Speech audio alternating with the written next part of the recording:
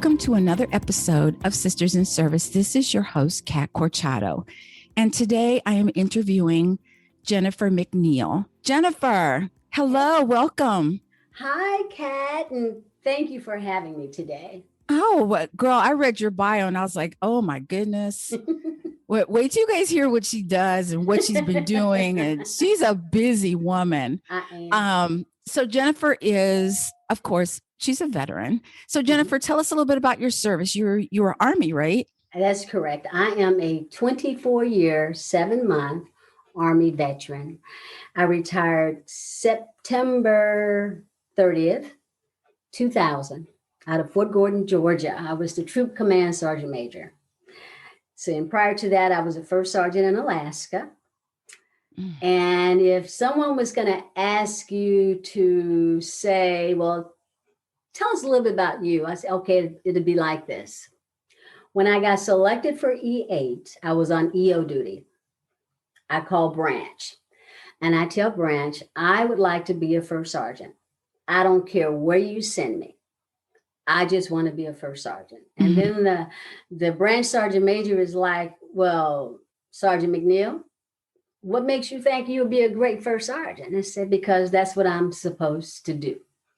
There's no way in the world that I would be in this Army if I didn't think that my job or what I would do best was leading soldiers. And I just think it's something that I do well at it. So I capped out on an assignment to Fort Eustis, Virginia. But I was also enrolled in my master's program. So, of course, I called DA and say, hey, look, I can't go now. At least allow me the opportunity to get to a turning point where I can at least get my degree, because I'd already switched schools once. And as you know, every time you change schools, they take credits away from you. Yes, they do. And I didn't want to go through that again. So he said, fine. But they, instead of deferring me, they deleted me. And then about 2 months later, I capped out again. And this time it was to Fort Leonard Wood, Missouri. And it was the same situation. And so he was like, okay, first sergeant, we're just going to leave it alone until you finish school. So then I capped out for Alaska. Then all of my buddies were calling me. How did you get Alaska? I just said I wanted to be a first sergeant, and I didn't care where. Where. Now, first sergeants, I was assigned to dental because I was dental in the Army. Was considered an isolated assignment because your higher headquarters was in Fort Lewis, Washington. So technically, as the first sergeant, you were the senior NCO for your unit. And I didn't have soldiers just at Fairbanks. I had soldiers in Anchorage and a place called Fort Greeley. So I was on the road monthly visiting my soldiers, but I was first sergeant. I was living life. I was having so much fun. I loved it when they referred to me as first skirt. It was just, I love it. It was just an awesome experience for me. And as a dental person, you fell up under the Med Act, and the hospital sergeant major would always say, well, first sergeant, you might be dental, but you're still one of mine. You're still one of mine. And I'm like, okay, cool. And really he mentored me in what I should know to advance to the next level, which was sergeant major. And I went to a lot of conferences, and he got to know me very well. And I'd sit back in the back and say stuff like, that's how come I can't get promoted. Look at them. They're fat. They can't talk. And he looked at me, he go, well, first sergeant, can you do better? I said, yeah. Yes, I can. Okay. We're going to put you up there next year. And he did exactly that, Wow. He did exactly that. So I guess, if anybody was going to say, give us a word to describe you, it would be D for determination. Because so many episodes of my military career, if I would have accepted no, I would have not retired as a command sergeant major. Right. It wouldn't have happened. Right. I mean, you don't get to be a command sergeant major, which equals to, what do they call it? Oh yeah, badass. Just saying. But okay, so I'm assuming that Alaska then was one of your better assignments. You really enjoyed Alaska? Actually, I enjoyed all of my assignments. Really? So what would be the assignment that you say is at the top of the list? And what would be the assignment that you would say is at the bottom, towards the bottom? Hawaii would be the best Oh, because I went from a tenant activity, which was a dentac, mhm. Fort Polk, Louisiana. I went to work at 7:30. I was off at 4. There was no PT. There was no field duty. And many people would say, well, that was probably a jammed up assignment, but it was my first assignment. So I Oh, didn't know gotcha. anything other than that. I met my Right. husband there. I met Right. my husband 3 days after being assigned there. Wow. You Yeah. work fast. Yeah, it just happened, you know. We kind of sat next to each other at a club, and it was on. Yeah, Hello. Oh, that's funny. yeah, You met your husband at a club. I met my husband at a club. yeah, yeah. We've been married 44 years Isn't this that year. funny? Yeah, Wow, that's yeah. awesome. So, and he's a Vietnam vet. Mm-hmm. So after we got married, and at that time they had the Army's married couples program, he capped out for Germany. I capped out for Hawaii. He said, I don't want to go to Germany. So he applied to go with me to Hawaii, and they approved it. He was a staff sergeant at the time, and I had just got promoted to E4. So we get to Hawaii, and he says, Jennifer, this is the same unit that I was assigned to in Vietnam. Wow. Isn't that something? Yes. And so we went to this big brick engineer display, and they had all the soldiers that were listed up there that died from the Vietnam War. Oh, And man. he's looking at that. So that was Yeah. really emotional. But it was at a time where the Army was just beginning to learn how to deal with women. This was in 78. Wow. So there was many Vietnam vets I bet. assigned to units. Yes. And many Vietnam vets that were not getting promoted as quick as you know, if you think about it, than women, because when we came in, a lot of them already had education. Right. And when you looked at the way they promoted in those days, you had to get points, this, that, and the other. And you got points for your education, for your physical fitness, and correspondence courses, all that stuff. And so my husband's a Vietnam vet, and he was like, okay, this is what you need to do. This is what you need to do. You know, so he's mentoring me and telling me how to progress. And I was a board person. So I was one of those individuals that went before Soldier of the Month and Soldier of the Quarter. And then when I made Specialist 5, because before they had hard stripes, right, I was winning. So all of the senior NCOs on the division, or what do you call it, brigade level, right, knew who I was. Okay. So because they'd seen your face. They'd see my face. Right. So when I started going before promotion boards, well, she already knows this stuff.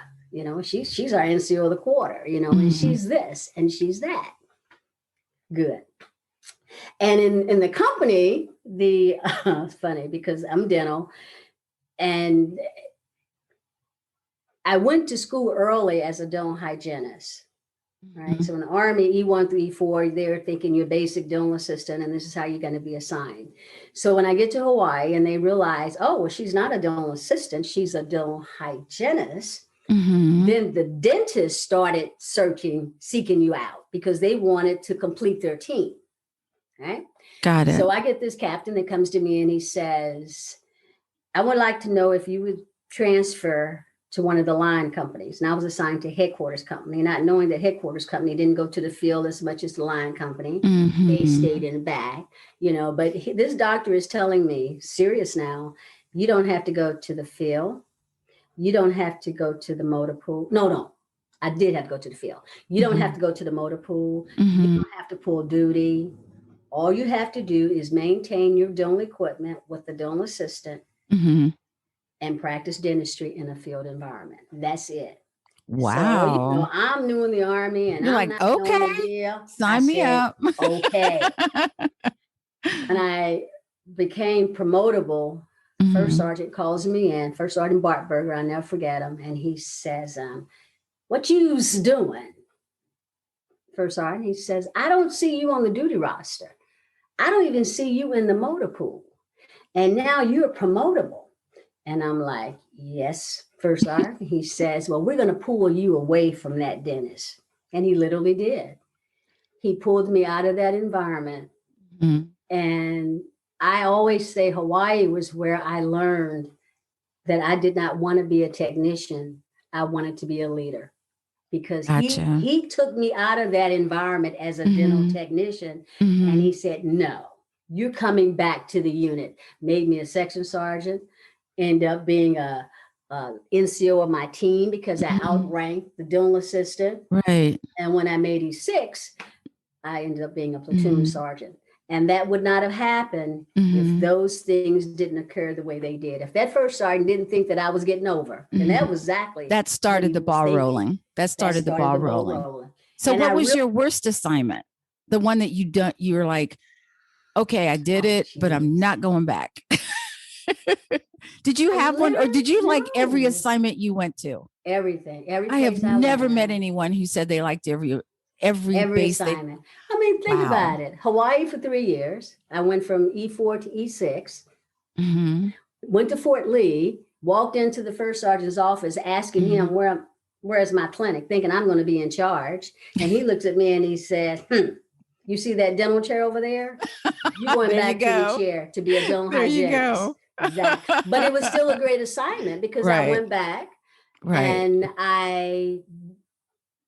being me, they needed someone to fill in at another clinic on a part-time basis. The NCOIC was out or ill or something. And so I did. But then the doctor over there really liked me. And so it was not in my intent to take her job away from her. But if you are a leader, and if you're good, you're good. I mean, you want to be better, you got to step up. Hey, right. And when you've been assigned to a TO&E unit and a TDA assignment, you know the difference. Yeah. You know what's lacking.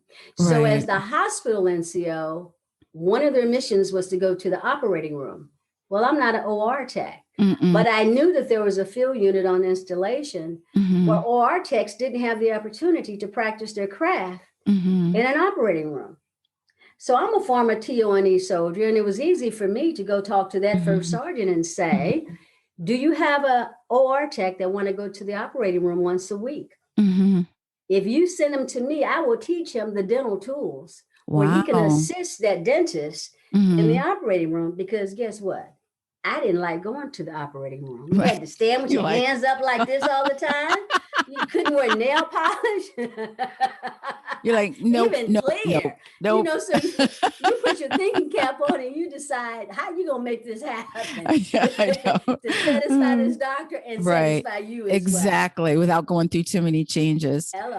So I was looking at your resume you sent, and for the audience, she says, my first master's degree. And I was like, okay, wait a minute. Whoa. Okay. How many degrees do you have? I have 2 master's degrees. I have a master's degree in human resource development. That was the one that I earned when I retired from the Army. Okay. When I started working in higher education as director for services with the College of Dental Medicine, Augusta University, although I was solid in my position, you have that internal need to fit in. Right. And so I felt that, well, you know what? I want to go back and get another master's degree, and for my own satisfaction, so that I will feel that I fit in. So I went back and got a master's in higher ed administration, and it worked really well because I started learning concepts and why the senior administrators in the university were making the decisions that they were making. And I would share my knowledge or my understanding with the dean, and he was like, yes, Jennifer. Yeah. So it really worked well in my favor, but it even went a little bit further because when I retired from the Army, I had told you I had been on EO duty, that I really wanted to teach. And no one could tell me that that's what I was not supposed to do. So although I was happy in my day job and I was doing what I enjoyed doing, I was motivating and working with pre-docs, students that wanted to become dentists, and a patient advocate. I got a lot of satisfaction for that. And I was able to recruit and hire military personnel. Nice. I built my team. I never let go of my dream to teach. So I That's was, awesome. so I Because a was lot still of doing people, my, you have to have mhm. a real love for it, you know. Yeah. So for the Yeah. audience, she's one of those people that you read her name and you know how people have all these initials after her, after their, she's one of those, just saying. I was like, oh my God, who am I interviewing here today? That is so funny. That is I'm so like, okay. funny. So tell us a little bit about, so I went on your website and you were talking about your walk 15 certification. Yes, Explain yes. to our audience a little bit about that. Okay. So I always tell individuals or people that would listen that I really wasn't prepared for retirement. I thought I was. Financially, we were okay. Mm-hmm. I actually planned 6 months in advance, this is my exit time. But when I retired, I'm like, damn, excuse me, what am I going to do with my life? I'm so busy and I just wasn't ready to just stop. Mm-hmm. And I am a walker. I've always been involved in physical fitness. I was aerobic certified in the Army. Mm-hmm. And when I retired, I didn't keep my certification up, but I stayed actively engaged. Mm-hmm. So I'm thinking, what am I going to do? Well, I said, well, let me just go ahead and get this certification. Mm-hmm. I might, we're RVists. We may go someplace and I might just grab some ladies and say, hey, you want to walk? Meet me Yeah, here. absolutely. I did absolutely nothing with it. I Just like, studied. okay, I got it. Okay, fine. Thank you. I did Thanks for nothing with it. playing. Right. Seriously. So, and then, so it has expired now. And since then, I've received one from AFTA. Okay. And that one expires, I think, later this year. Mm-hmm. And it's under the same rationale that during my travels, and even just as recently as this morning, I was posting telling folks that I'm going to be in North Carolina in May. If there's any walkers in the Fayetteville area, reach out to me. Walking is awesome. I mean, I just read a study about how walking is better than running. Mm-hmm. And my husband and I have been walking. This was before COVID. And we started off with a mile. And now we're up to like almost 3 miles that we've been walking every day. And it's funny that when I was reading your bio and I went to your website and I was like, wow, she's in fitness. Yeah. So if you don't know, I've been in the fitness industry for 37 years this year. I started teaching classes when there was 2 types of classes, high impact and low impact. That was it. Yep. That the 80s movies and that. Okay, that was me. Okay. But I thought it was interesting that, when people reach out to you and they start talking about, they want to get in shape. What do you say to them? When they say, I want to work out and do you tell them that walking is the way to go? Well, first thing I'll tell them is that, if you want to lose weight, it's a little bit more than just walking. You got to change your diet. You got to change your mindset, and you have to be determined and consistent. Exactly. However, what I will tell you is that if you are a consistent walker, you will reap the benefits. You will. You absolutely will. And you may not see it immediately, but no. I look now and I know that I've shed inches. I've gone my jeans. I've decreased the size in my jeans, and I haven't done anything other than walking. Now, I will say during the pandemic, I completed 10 5Ks. Wow. And so that kind of challenges you and gets you going because a 5K is 3 miles. So you're going to do that minimum, right? But I just said, I'm going to do this. And this year for my birthday, I challenged myself and got a team together to walk 62 miles in the World's Women's Fitness Challenge for the month of March. Wow. And literally, and I just posted it on Facebook. I just said, my birthday is in March, and I'm going to walk 62 miles in this challenge. And I'm happy belated birthday, team. by the way. Thank you. Whoever wants to get on this train with me, you can join my team, and this is the name. And I was so amazed when I got a call from a lady in Montana to say, I just want you to know that I joined your team. I joined your team. I'm like, really? That's great. She says, and I'm 77 years old. I said, what? She said, yeah. And you're just a blessing because I was looking for something and I saw your post. And so that gave me a lot of satisfaction that, well, you're reaching somebody. Well, walking is easy. It's Yeah. not, you don't have to buy equipment. You want a nice pair of Mhm. shoes. Now, I mean Mhm. nice, I mean appropriate shoes for your Absolutely. for your feet. Mhm. And then you just do it. You just You do it. know, you don't have to go very far at first. You start off very small Mhm. and then you start to increase. And what you're going to Mhm. find is you do 15 minutes and then you're like, Mhm. whoa, I can go a little further. I And can then you go go a little further. further, Yeah. and then you're one of Yeah. those women that are lapping people. You know how they get that little walk Yeah. going. Yeah. You know, and or I'm at the park and I'm walking and you sure smiling a lot. Why are you Mhm. smiling? I said, because I'm having fun. Well, you're outside. You've got the Yeah. the air and you're Yeah. in the elements and it just Yeah. feels good to be moving. So Yeah. especially during COVID when you couldn't really do anything, you Mm-hmm. could and can go Mm-hmm. out and you can walk, take a Mm-hmm. You buddy, can. Yeah. and make a thing of it, just say, Yeah. hey, we're meeting every day at this time or every Mm-hmm. Tuesday and Thursday, we're going to Mm-hmm. walk. So that's Mm-hmm. awesome. So tell us a little bit about your business. Okay. So it's evolving. So before I tell you about my business, let me tell you how I I got think to it. all businesses are evolving right now or have evolved It's due to evolving. COVID. So it started out with my first book, Stripe, Strength, and Lipstick, Mm-hmm. which was just a conversation with my daughter. Then I get a phone call from a publishing company the young lady happened to went to school with my daughter. And she's like, Miss McNeill, Montrese has reached us and we hear you want to write a book. Well, what have you done Wow. for us? I have done absolutely nothing. Well, I'm going to send you some questionnaires and we're going to Mm-hmm. get this ball started. So it took me probably about 1.5 years to 2 years and it Mm-hmm. finally happened. But what I realized is that, you know what? I can do this again. Mm-hmm. So I've written the second book, right, recently. Mm-hmm. But the business actually came about when my daughter decided to leave the CDC. She worked there for 20 years. She's an attorney, so she's a Mm-hmm. healthcare analyst. The pandemic was very stressful, and her doctor actually had put her on a leave of absence. And she just called me one day and she says, Mom, I'm going to resign. I'm Wow. not going to do this anymore. Right. And I said, really? She said, nope, I'm not going to do this anymore. She went to Georgetown University and got her certificate in coaching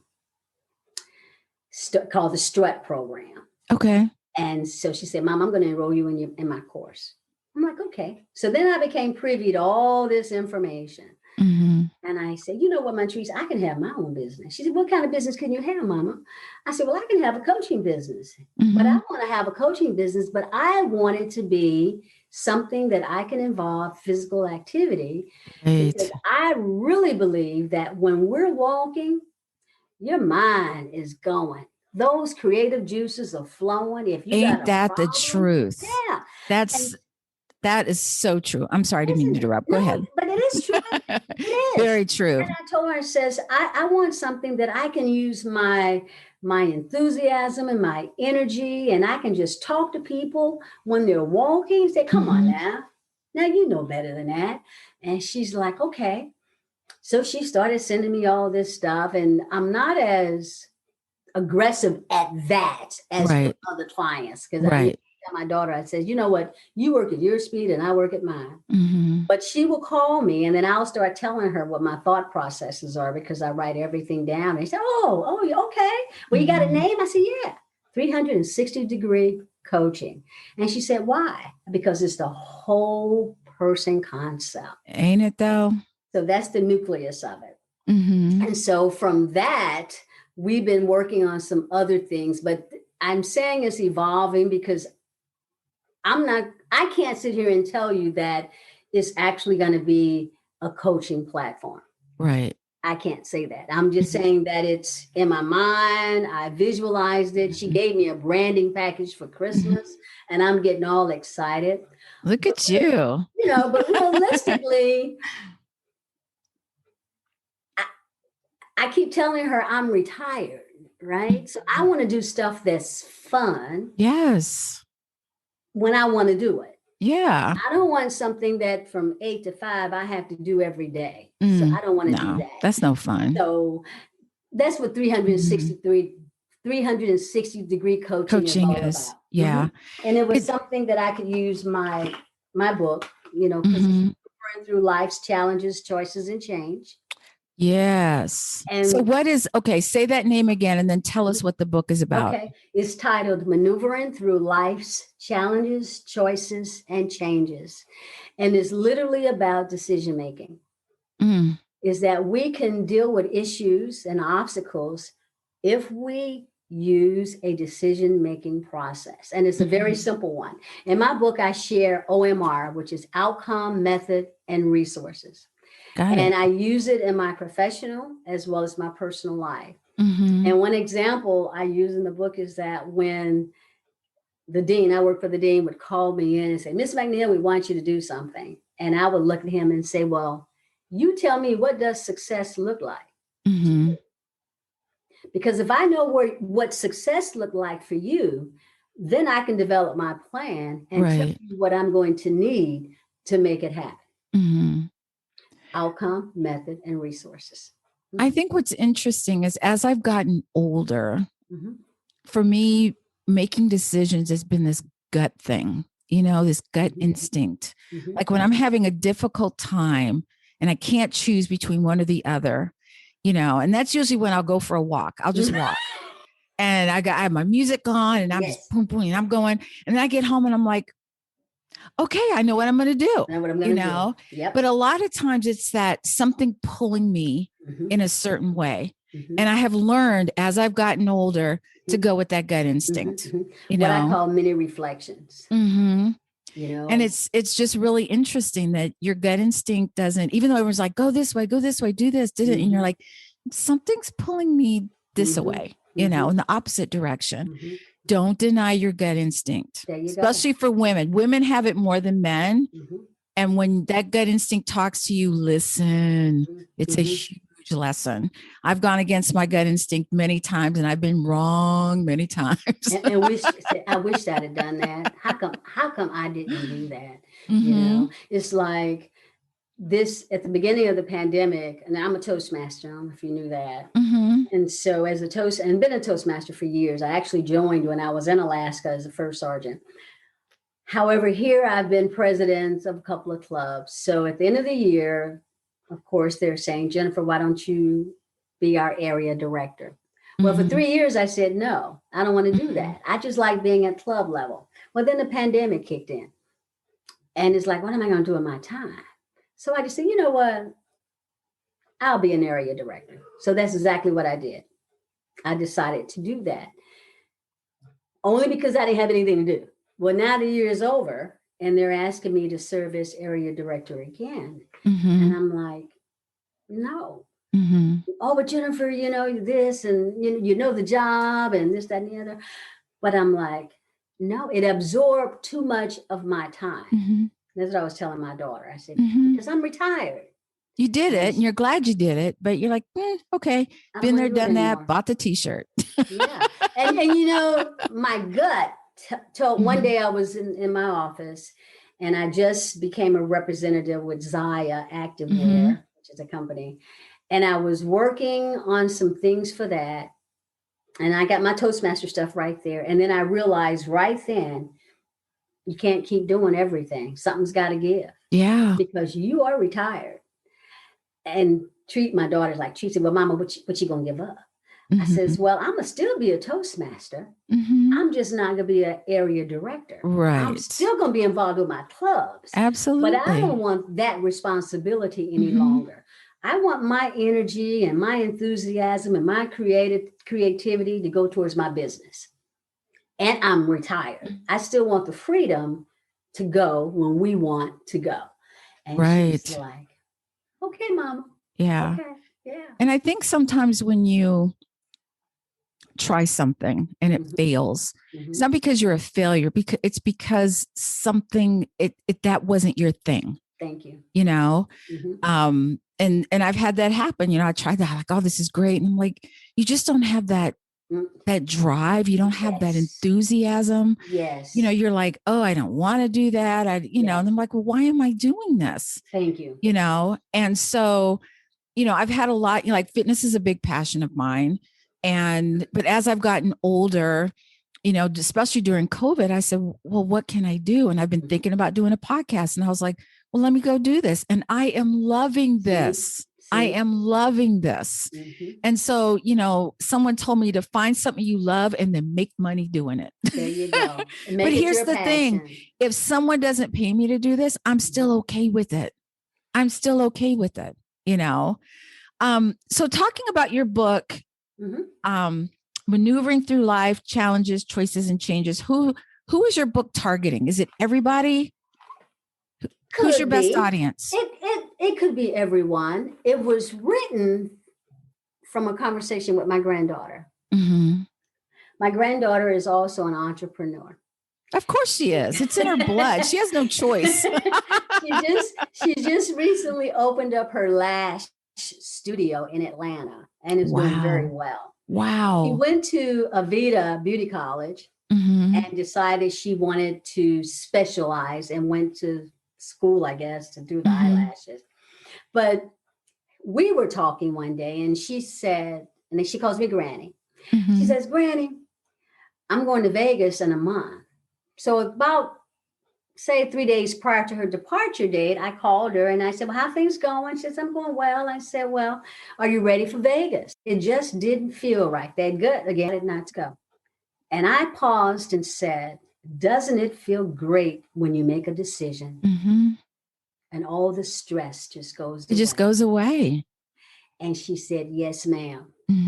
I left that conversation telling myself, well, you know what? I'm going to write a book so that when I'm gone, she'll have something tangible, because I share that snippet in the book, that's what gave me the impetus to write it. Right. So I'm hoping it is something that is useful to anybody that who are looking to be successful, regardless to what endeavor that they're trying to reach. Whatever the initiative is all about making the right decisions and understanding that at some point in your decision making, maybe you need to just sit back and regroup. I was just going to say that. Yes. You see, you're spinning wheels and you're not moving, you're not going anywhere. And you're like right or left, left or right, right or left, and sometimes it's okay to say, you know what? I don't have to make that decision right now. That's right. And you're going to be doing something. You're going to be cooking. You're going to be doing something. You're going to go, that's right. I should go right. Okay. Yeah. I don't want to do this anymore, Yeah. And reassess what your desires and what your goals are. Then establish some mini goals in support of that big goal and identify what resources you need. Do you already have them? Do you need to find your part-time job and generate some money? Absolutely. Yeah. Yeah. So it's all about how to be successful. Everybody that I've met, all my friends and alumni, they be like, oh, you're just doing awesome, Miss McNeill. You retired from the Army, you retired from the university, you taught for 15 years for the University of Phoenix. You and your husband, y'all got that RV, y'all traveling, you're doing this and you're doing that. Well, how do you do all that? It's all about making the right decision. Yeah, her husband's a badass too, just saying. 44 years. Oh yeah. Yeah. So I was reading your bio and you have a pandemic quote call to action. Tell us about that. The pandemic quote to action is let it go. The pandemic has impacted everyone, some more than others, but it has impacted everyone. Yes. And people tend to wallow in it instead of just letting it go. There's nothing you can do about it. All you can do is take care of yourself and your family. So I just tell people, I wake up in the morning and I have my self conversations because I talk to me, and talking to me is like talking to God. And and you got issues and you got concerns, and then bang, I'm just going to let it go. Yeah. it's just like making a decision. I'm just going to let it go, because now it's in his hands, and what happens, happens. And it works Exactly. Yeah. because it does eliminate the stress. It does, because you can't be worried about what's happening in another state. And you know what I'm saying? You have to worry about what you're doing, And what let that works for go. you. What works Yes, for you. that's Exactly. right. Because you're going to drive yourself crazy wondering, trying to figure out everything for everybody. That's right. Just saying, take it from a person who's been around for a long time. Okay. Yes. I feel you. You're absolutely correct. And follow your dreams. Don't ever let go of your dreams. My mom used to tell me when I was younger, and I am raised by a single parent, 5 kids. And she used to say, you get it up here. Because if you get it up here, no one can take it away from you. Take it away from you. Yeah. Wow. And health too, a big thing. Like I know some, very successful people, but let me tell you something. If you don't have your health, you have nothing. You can't buy it.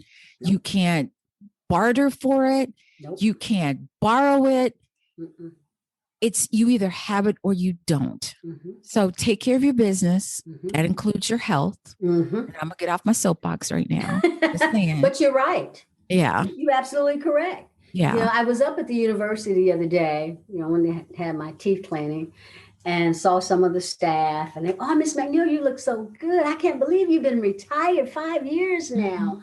What are you doing? Well, I try to walk every day, try to eat right. I do have my vices. I love margaritas and buttered popcorn, but that's why I walk. Mine's red wine. I thought red wine was a food group during COVID. Love my margaritas. All flavors. I think it just reminds me of our cruises, because we were avid cruisers. Yeah. And so it's like,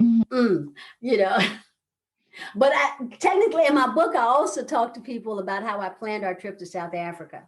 Because we went to Cape Town, South Africa. We spent about 10 days there for my granddaughter's birthday, September 2019. And we took her as a birthday present.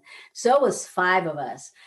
But I planned the entire trip. Right. And I tell people, what the goal is for the day was the goal of transportation. And that's what I worked on. What's the goal where we're going to stay? That's what I worked on. And as soon as I finished one, I check it off and I'd go to the next thing. But by the time September 6th came around, we were ready. Yeah. Wow. You were like, hey, that's what a sergeant major does. That's, she's like, what do I need to do? Okay, check. Let's just go do this now, So before we were recording, we were talking about Jennifer's passion. Yes. Tell us a little bit about your bowling, Jennifer. Oh, yes. Okay. So before the pandemic, my husband and I bowled on 3 leagues. We bowled on the seniors league. We bowled on Wednesday's couples league. And then we was a 4-member team on Friday. But many people say, you a bowler? I'm like, yeah, I'm a bowler. Well, when did you get into bowling? Well, when I was on active duty, one of my first sergeants, because I had 4, said, Sergeant Major, come on and get on our bowling team. I'm like, okay. So I'm bowling with their team, and I'm not good at it, but I was dependable. You got a team of 4. You want all 4 people there. Right. So when I retired, to my surprise, my soldiers bought me a bowling ball, bowling bag, and bowling shoes. And I have been a bowler ever since. And it's so funny because it just reminded me of something. This is the same first sergeant. He told my husband one day, he said, yeah, man, Sergeant Major, she chews you out, but then she comes to the bowling alley like nothing's going on. I said, yeah, because that was work. This is bowling. Yeah. I'm the sergeant major, but I'm not the sergeant major here. That was funny. Oh. I have another one. We talk about determination. During my time in the military, you did not find that many female first sergeants that were the exotic medical MOSs. Mostly the first sergeants were 91 Bravos because these were your basic medics. That could be assigned to any kind of unit, right? So when I'm the troop command sergeant major, I decide, since I had to literally ask to be a first sergeant, or it wouldn't have happened because it was only a handful in the dental career field, then I knew that other female senior NCOs were having the same type of issues that may have been a lab tech or a psychology tech, that they've gone through the ranks, but would never have an opportunity to serve as a first sergeant. Yeah. So here's Sergeant Major McNeill, and I have 4 first sergeant billets. And you better believe my goal was to have female first sergeants, or to find females that wanted to take that lead, responsibility. Yeah. Right? Wow. So I did. I love one that. was from the lab. One was a psychology specialist. So I had 3 women and 1 guy, and one was a 91 Bravo. So the hospital sergeant major wants to see Sergeant Major McNeill. So he calls me up to his office. We're shooting the breeze, we're talking and everything. And he says to me, Sergeant Major, is it because I have a female troop command sergeant major why I got all these female first sergeants? And I turned around and I looked at him and I said, well, Sergeant Major, did you ask my counterpart that because he was a male is why he had all 4 male first sergeants? And he looked at me and he says, point well taken, Sergeant Major. I didn't have anything else to say to him. I'll never forget that. Never, Dismissed. I don't know what he thought he was going to hear from me. I don't know. When he brought, whether I was gonna, well, let me go back and change, or whatever. Well, what's funny is that the entire time I was in the military, because I did 20 years in the Air Force, I never had a female first sergeant. See? Ever. They were all men. See? And so when you brought that up, I was like, oh my gosh, they were all men. I mean, not that was a bad thing, because I had some great ones, but you never saw female first sergeants. But they were never given an opportunity. Probably not. You're right. Probably not. And I can only imagine how a senior female NCO in an MOS other than basic medic would go to a sergeant major and say, I want to be a first sergeant. Yeah. And then you have maybe 5 or 6 other 91 Bravos that were eligible as well. Not saying that they were not qualified, because they were all qualified. Right. But it's like, you want to give someone else an opportunity, because you're going to get yours. Right. He might not get hers. Well, a lot of times too, if a man was traditionally in a role and a woman came into the roles, because they asked 3 of the guys and they turned it down. Yes. And they were like, okay, we might as well ask her. Oh, thank you. Crap. She accepted. Yeah. But that's a challenge. That's it's like seeing that challenge as an opportunity. Yeah, absolutely. So Jennifer, where can we find your book? Where's your book?